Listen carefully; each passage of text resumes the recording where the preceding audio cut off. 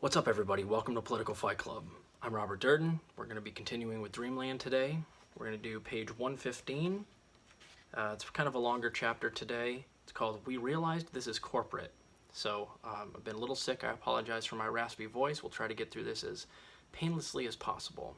Portland, Oregon. Dr. Gary Oxman never forgot what he learned from the Bloods and the Crips. In the 1980s, Blood and Crip gangs moved out of LA in search of new markets for crack cocaine. Their turf war over LA's crack market had turned parts of the city into war zones. Heading north up Interstate 5, one place they landed was Portland, Oregon. By the mid-1980s, the city of Roses was awash in crack houses. Drive-by shootings and murders soared. So did rates of syphilis. Oxman was hired at the Multnomah County Health Department in 1984. One day, he spoke to a teacher in a black neighborhood who explained what had been taking place. Bloods, Crips, crack houses, sex for drugs. Hence the syphilis epidemic he was seeing. Oxman and his colleagues studied the outbreaks and eventually wrote a research paper on the problem, showing that a dozen or so people actively trading sex for crack had triggered a syphilis outbreak. Federal indictments sent dozens of crack-slinging gang members to prison in the late 80s.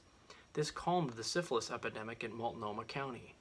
By then, Oxman had learned to listen to the community, and also that when it came to drugs, a few people could create a public health catastrophe. In the spring of '99, Oxman found himself one afternoon in a meeting with Sharon Kelly, a Multnomah County commissioner in downtown Portland. It was budget season. Oxman, a thin, fit fellow with curly hair, a mustache, and a goatee, was now the chief health officer for Multnomah County. Heroin addiction was rampant, and the hepatitis C virus was spreading across Portland, Kelly said. How would the health department like some money to pay for treatment and services for hep C patients? That money would help a great deal, he said. Thousands of people were now infected with the virus. Kelly went on about the treatment and services the county lacked, and that Oxman might put in place. As the meeting wound down, Kelly added, "Oh, by the way, there's this advocacy group in the community called RAP, comprising drug users in recovery. A lot of their friends who are still using are dying of heroin overdoses. Can you do an epidemiological study on that?" Oxman replied, "Sure." RAP, the Recovery Association Project, was a union of recovering heroin addicts organized by a local nonprofit called Central City Concern. Central City had long-run detox centers for alcoholics and drug addicts. By the mid-90s, with the decline of the black gangs' control of the crack trade in Portland, the numbers of CCC detox patients was falling quickly. Center directors actually wondered how long they'd be in the detox business. Yeah, in America, everything's a business. Detox business, everything in medicine is just a business. It's not about helping people, it's about making money. Then all of a sudden, something happened. We were getting all these people addicted to heroin, said Ed Blackburn, now the director of Central City. You were seeing young people. We were used to seeing 40-year-old heroin addicts at the detox center. Then we were seeing 23-year-old heroin addicts. This was 94, 95. We've been detoxing heroin addicts for years, but it was always pretty much stable. 5 to 10% of our patients, and then it went up. By 96 to 97, it was over 50% heroin. The Jalisco boys were now all over Portland. Blackburn is a follower of Saul Alinsky, the legendary community organizer in Chicago who trained politically marginalized groups in pushing politicians to respond. As heroin surged, Blackburn used a federal grant to train recovering addicts in using their stories and experience in politics. He hired a couple of them and they spent time at the detox centers recruiting others to join RAP. Before long, hundreds of newly recovering addicts organized. They began going to city and county meetings demanding services and funding. One of them was the legless addict Alan Levine. By '98, Levine had been using the Jalisco Boys delivery system daily for 5 years, and it had lost its lure. "You know Joe Camel, that cigarette ad strategy aimed at young people?" Levine said. "That's what these guys were doing. They were aiming it at the young people. The kids could snort it, smoke it, eat it, mainline it. All of a sudden, we had a network of high schoolers who were addicted to heroin. Heroin became a lot more potent and a lot more deadly. There were more and more and more heroin deaths to the point where I stopped using heroin and I started working against it." Levine and others hit the streets, and soon RAP had hundreds of members. From there, they turned to pushing elected officials to fund treatment for addicts. Levine was eventually put on the Governor's Council of Drug Abuse and a county drug planning committee. In Portland, a class of earnest activists and nonprofit executives had emerged over the decades advocating on behalf of the disenfranchised and speaking an anesthetized and politically correct language. To this activist class, the rapsters were like battery acid. Rapsters were street rabble with lives like open sores. They were blunt, uncensored, and not too polite. Blackburn trained them to tell their stories, which often didn't fit the neat world of heroes and villains that the professional advocates preferred. Alan Levine could be particularly graphic at public meetings, with his two stumps and an eloquent growl spinning tales of a debased life spent vainly seeking that first high that made him feel like the president of everything. Rapp put together a mentor system. An addict leaving jail while detoxing would meet a former addict who took him to get housing and food and help him avoid old friends and situations. With that, and given the enormous numbers of new addicts created by the cheap and reliable supply of the Jalisco Boys heroin, the sheer numbers of people getting sober skyrocketed as well, Blackburn said. Many joined Rapp. They spoke openly of their addiction. They orchestrated large meetings with elected officials designed to maneuver politicians into supporting increased funding for, say, recovery housing. Rapsters spoke with a special urgency about heroin overdose. They could see what others had not, that heroin overdose deaths were surging on the streets. Their friends were dying, and they cast around for a politician to listen. One who did was Multnomah County Commissioner Sharon Kelly. Thus, Gary Oxman ended up in 1999 with the task of studying and explaining the county's raging bout of heroin overdoses, which was something, as it turned out, that Oxman at first could not find at all. During these years, a California transplant named Kim Ellis was badly addicted to heroin. Jalisco Boys were everywhere, blending into Portland's growing Latino immigrant community. She never knew where they were from. She called them worker bees, the guys who delivered the heroin whenever she called. Some of them she got to know. "We're everywhere," one told her. "As soon as I go home to Mexico, there's my brothers and my cousin waiting to come up here and take my place." Most drivers were between 17 and 30 years of age. To poor Mexicans like them, the image of America included money, big cars, the Dallas Cowboys, Bruce Willis movies, McDonald's, and especially American girls. But they worked every day and hibernated in bare apartments at night. All they were ever going to know of the great and mythical United States was what they saw delivering heroin. The only girls Jalisco drivers were going to meet were their female junkie customers. They were farm boys, not thugs or cartel killers. They were polite, raised among the conservative traditions of the Mexican small town, and awed by America. They never used their product, and some of them were sweet and courteous. For female junkies hardened by daily exposure to the worst of human nature, this occasional dose of tender attention was welcome. "Every single guy I encountered, they were personable guys," Ellis said. "It came to the point where there was a human element, a relationship that started. Once I was in the car, I no longer saw them as people who were making money helping me with my demise. They were just people. When it was time to get clean, I missed that relationship. It became really hard to hate them." This was part of why the Jalisco Boys succeeded. To their customers, many Jalisco Boys were not like typical heroin dealers, who were addicts as well, cold and conniving. Some of the boys became friendly with their addict customers. Even though the language barrier, they were personable, sometimes even charming. Empathy for her Jalisco dealers made it doubtfully difficult for Ellis to kick heroin, which she did years later. "In order to kick it, I had to hate them. If I had held on to one thing that was good, even if it was twisted good, I'd hold on to heroin," she told me. "The last worker bee I had was falling in love with me. He never tried anything, but always asked me if I could go out to dinner. I picked up on the fact that these guys were not going to riddle my body with bullets and dump me somewhere. They'd ask, 'Ever want to go dancing or something?' They're real people trying to survive in their car, and they're meeting others like me who are trying to survive in their addiction. Even now, as much as I hate heroin, I don't hate those guys who were my dealers." Gary Oxman went to the state's Vital Records Department, considered the gold standard by public health researchers looking into death trends. Believing the rapsters were probably onto something, he was surprised when he did not find records of large numbers of overdoses. He went to the county medical examiner's office. The office kept lists of each year's accidental deaths. From those, he culled the reports of drug-related deaths, and from them, in turn, came up with a large stack of reports of deaths due to drug overdoses. Yet on his first cursory viewing, he still didn't see many that were heroin overdoses. Intrigued, Oxman and a team of researchers pored over these death reports in the basement of the medical examiner's office for the next 3 months. And there he saw the problem. Each autopsy physician had a different way of describing a heroin overdose. One used acute intravenous narcoticism. Another used narcotics overdose. There was polydrug overdose, though not officially listing heroin. Another used simply heroin overdose.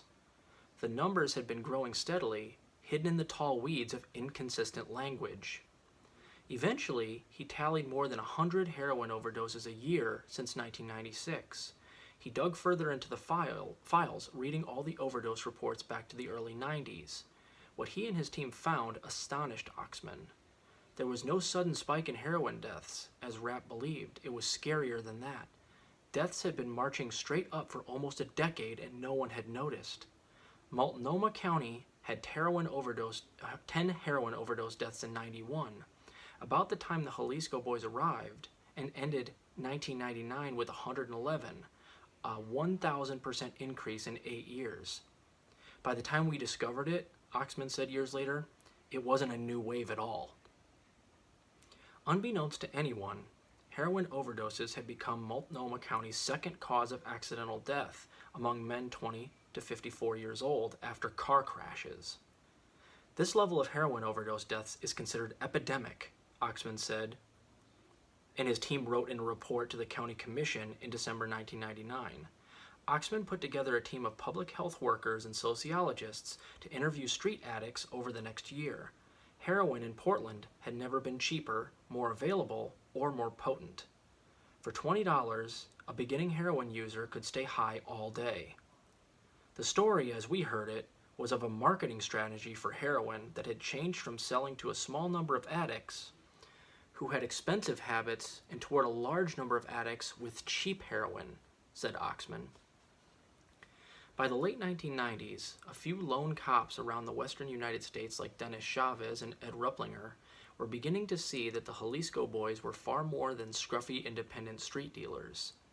As time went on, these officers formed a kind of club, one that many of them didn't know they belonged to, of law enforcement intrigued by what they were seeing and what this could be. Generally, because heroin was not then any jurisdiction's top drug priority, this club attracted dogged investigators who waded through thickets of Spanish aliases, trusting their own hunches and undaunted by arrests that yielded only a few grams of heroin. On the contrary, once these cops understood the Jalisco boys' system and reach, they realized that the small quantities of dope seized were even more ominous than large seizures. It meant that a vast network of traffickers had figured out what defined a successful drug bust for U.S. narcotics agents, their bosses, the media, and the public. Large amounts of dope, money, and guns. It meant that they had rules and practices in place so they'd never be caught with any of that. And they did this relentlessly over and over across the country. In Portland, Oregon, one of these cops was an FBI agent named Paul Rock Stone. His nickname Rock. Who, like many of his peers, didn't quite understand what he was seeing at first. A voluble, hard-charging agent, Stone grew up in California's Central Valley and was a Merced police officer before joining the Bureau. In April '99, he transferred from the Violent Crimes Unit to the squad investigating narcotics organizations in Portland. One case he encountered early on was from an informant who said he was buying heroin from Mexicans, 2 guys with baseball caps in an old car. These street dealers were selling 1/10 of a gram heroin doses that, when tested by the FBI, came up 80% pure. Street dealers don't ever consistently sell addict-ready doses that pure. The traditional heroin trade made it impossible. In the typical heroin supply chain, the drug moves from wholesalers through middlemen down to street dealers. Every trafficker who handles the dope steps on it, expands the volume by diluting it before selling it. Usually by the time heroin makes it from the poppy to the addict's arm, it's been sold half dozen times, stepped on each time, and is about 12% pure. FBI and DEA tests always showed that. Stone would have passed the case to local police, but for the fact that you don't have a street level addicts getting a balloon of 80% heroin. Fatal heroin overdoses, he found, were surging, so Stone kept at it. He tracked calls made from the phones taken from these street dealers. With the phones came another revelation. They were calling cities across the country: LA, Phoenix, Denver, Columbus, and down to a place called Nayarit, Mexico. Something else, the numbers they called in these cities were turning up in cases the FBI had underway across the country. A street-level guy selling 1/10 of a gram should not hit a half dozen FBI multi-agency cases in other cities and other states. It just does not make sense in our world, Stone said. He formed a task force with the DEA and the Portland police. They tapped the dealers' phones and pagers. Stone marveled at their system's sophistication. Dispatchers sent pages to drivers that baffled investigators. Something like 181*2*3*0 would show up, for example. Later, informants taught the investigators that the first number was a north-south street, many of which are numbered in Portland. The second number was a code drivers memorized for a major east-west street. 1 was Burnside, 2 was Halsey, and so on. The third number was code for the number of blocks away. The last number was either 0 or 5, north or south, respectively. So, 181*2*3*0 told the runner to meet the addict 3 blocks north of the intersection of 181st Street in Halsey. Sources revealed why dealers didn't step on the heroin. It's because they're salaried, Stone said. The runners are up here, nephews of the regional sales manager, and just coming to do a job paid $500 a week. They didn't care what the potency was. They made the salary no matter how much they sold. Salaried employees were unheard of in the drug business. We realize this is corporate, Stone said. These are company cars, company apartments, company phones, and it all gets handed to the next guy when they move on. In Portland alone by then, 9 cells were delivering heroin, each with at least 3 cars and drivers rotating in and out of each of them. Stone had been to Mexico for work and vacation, but hadn't heard of Nayarit. Sources told him the runners were all from a small collection of villages that weren't on most maps: Testarazo, Pantanal, Aquis-Cerdan, Emiliano Zapata, and the town of Jalisco. The same last names kept popping up too: Tejeda, Sanchez, Cienfuegos, Diaz, Lerma, Bernal, and others. As Stone learned more about Nayarit, he realized the opium was produced in the mountains by the families of these same dealers, so they were an amalgam of wholesalers and retailers, each cell a small business, producing its own heroin and sending it to the United States and selling it by the 1/10 of a gram on streets of cities like Portland, controlling their own distribution from a flower to the arm. Between the mountains and the street was not a phalanx of dealers, each making a profit by diluting the dope. There was no one in between what would normally be a step 1 and step 7, but them. Stone did some math. Each 1/10 of a gram sold for about $15. The cells were grossing about $150,000 from each kilo. Informants told him that it cost about $2,000 to produce a kilo of black tar in Nayarit.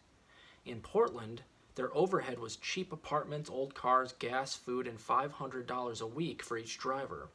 Profit per kilo, Stone figured, was well over $100,000. With enormous flexibility on price, they could sell heroin cheaply and with unprecedented potency. Because they competed among each other, their prices dropped. Beginning in about 1991, the loose network of Jalisco heroin cells had arrived, cornered, and then saturated Portland. The result was the decade-long rise in overdoses that Gary Oxman had found, a relatively small group of people creating a major drug plague. By 1999, the Jalisco boys had been in Portland, Oregon for almost a decade and brought the price down to where, quote, you could maintain a moderate heroin habit for about the same price as a 6-pack of premium beer per day. Oxman told me years later. The economy was booming, and there was a huge number of addicts, most of whom were functional. Most of the users went to work high, had a habit while working at their jobs. Overdoses, and not burglaries and robberies, became the new barometers of the city's heroin problem. Oxman hired an advertising firm to organize focus groups of addicts and design a campaign to reduce the deaths. Oxman's department had matchbooks printed with the messages urging addicts not to shoot up alone and, when a friend was overdosing, to dial 911, stay and help. If you can't stay, still dial 911, then ditch and dash. By 2001, using modern advertising and Rap's rabble on the streets, the black tar heroin overdose deaths that began when the Jalisco boys came to town had fallen by more than a third, and for a while, with nothing else priming the market, those overdoses stayed down.